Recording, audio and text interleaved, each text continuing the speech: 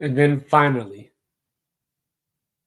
I'm sure we've all heard this 300 times in our lifetime. Be careful what you wish for. Appreciate what you have. Tomorrow's not promised, and you may not have it. So, as a little kid, I remember being dumbfounded that there was a such thing as a split national champion. You can't split a trophy, right? You can't, there can't be two. So, I always wondered why college football didn't want to crown a true national champion. Fast forward, the BCS came around in 1998. It was kind of awesome. We didn't appreciate it in real time, but it was kind of awesome. The computer formula took some of the bias out, even though there was still some bias elements there. But we got two teams to play for a championship, and there was no NIL, there was no transfer portal or any of that. So everybody still played all the bowl games for the most part.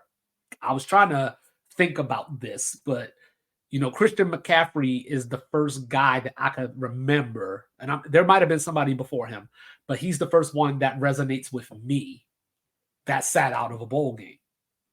And I remember at the time that he did this, I was upset about it, because football players play football. Football is the ultimate man sport, it's the ultimate team sport. But I've since lightened up on that stance somewhat. And obviously, Florida State the other day, we don't need to renegotiate and relitigate that, right? But so I was thinking about this back in 1993. I chose that year because it's 30 years from, this past season. Florida State won its first national title.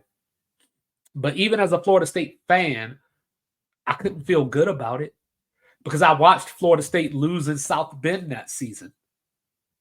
And then Boston College and Glenn Foley, shout out to Glenn Foley, went up into South Bend and got a 41-39 win.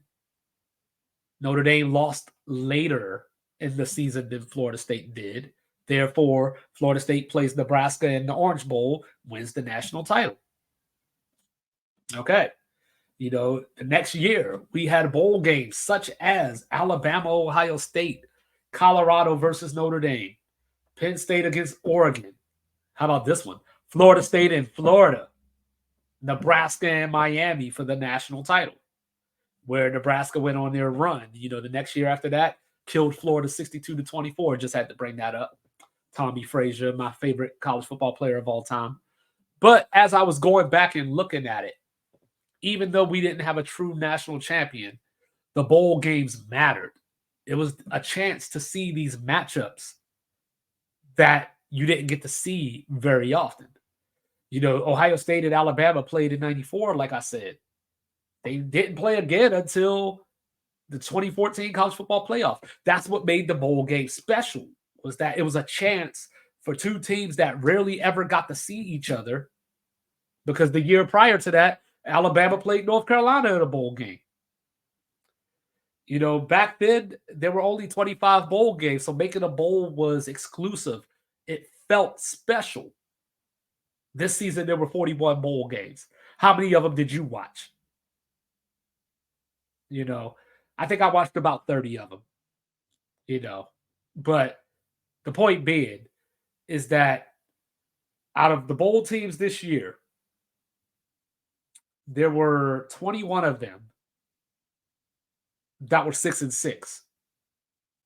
And Minnesota got a bowl game at 5-7 because there wasn't enough qualified teams. They even had to let Jacksonville State and James Madison in, even though the rule says that they can't play right now, but they had to fill the bowl game, so they got to play in a bowl game. Shout out to Jacksonville State for getting the win against Louisiana. But then, how do you reconcile a year like 1994, where Nebraska wins the national title, Penn State is undefeated, number 2 in every poll, but Nebraska was the national champion. There was no sharing. But then you had Nebraska and Michigan sharing 97. You had Colorado with the fifth down year sharing 91 with Georgia or 90 with Georgia Tech, right? You know, back in the BCS even, you had LSU in 2003 win the BCS national championship and USC won the AP championship. But those games were awesome and everybody played. So I'm sorry. I'm just having a moment. I miss my bowl games.